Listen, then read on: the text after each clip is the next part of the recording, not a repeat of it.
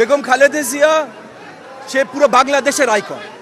২০ কোটি বাংলাদেশির প্রাণের স্পন্দন ছিলেন তিনি। ওনাকে হারিয়ে পুরা দেশ শোকাহত। মানে ওনার জানাজার সময় আপনারা দেখেছেন যে বাংলাদেশের ইতিহাসে, আমি তো বলবো বিশ্বের ইতিহাসে, এই ধরনের শোকের সমাগম আর কখনো হয়েছে বলে আমি জানি না। সো বেগম খালেদা জিয়ার জন্য যে ভালোবাসা এবং শহীদ প্রেসিডেন্ট জিয়াউর রহমানের জন্য যে ভালোবাসা, এবং তারা এই দেশকে যেটা দিয়ে গেছেন বাংলাদেশি জাতীয়তাবাদ, যে বাংলাদেশের সাহিত্য শাসনের শক্তি, বাংলাদেশের নিজস্ব শক্তি, এই বাংলাদেশি জাতীয়তাবাদের চেতনায় আজকে আমরা জীবিত, আজকে এই বাংলাদেশ জীবিত। এবং এই বাংলাদেশি জাতীয়তাবাদের বিরুদ্ধে যেই যখন দাঁড়িয়েছে আমরা দেখেছি তারা দেশের বিরুদ্ধে ষড়যন্ত্র করেই দাঁড়িয়েছে।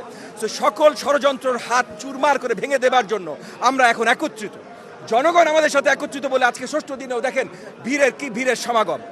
আমরা আগামী নির্বাচনে এই সমাগম মাধ্যমেই সবাইকে দেখাতে চাচ্ছি, এবং আগামীতে সবাই জানবে, সবাই দেখবে যে বাংলাদেশের জাতীয়তাবাদ ধানের শীষের জন্য জনগণের কতখানি ভালোবাসা। আমরা ঢাকা ১৩ আসন থেকে আমাদের দলীয় নেতৃবৃন্দ, নেতাকর্মীরা সবাই এসেছি, এবং আমাদের সামনে থেকে আজকে আমাদের সহযোগিতার নেতৃত্ব সবকিছু দিয়েছেন আমাদের দুই শ্রদ্ধেয় বড় ভাই, বীর মুক্তিযোদ্ধা আব্দুল সালাম ভাই, বীর মুক্তিযোদ্ধা আতাউর রহমান ঢালি ভাই, এবং উনাদের দুজনার স্নেহের ছায়ায় ইনশাআল্লাহ মোহাম্মদপুরবাসীরা এত বছর ছিল, আগামীতেও তারা থাকবে, এবং তাদের আশীর্বাদ নিয়ে, তাদের দোয়া নিয়ে এই নির্বাচনে আমি লড়াই করছি, প্রতিদ্বন্দ্বিতা করছি। ওনারা আমার সাথে আছেন, ওনারাই আমার শক্তি। সালাম ভাই, ঢালি ভাই, ওনারাই আমার শক্তি।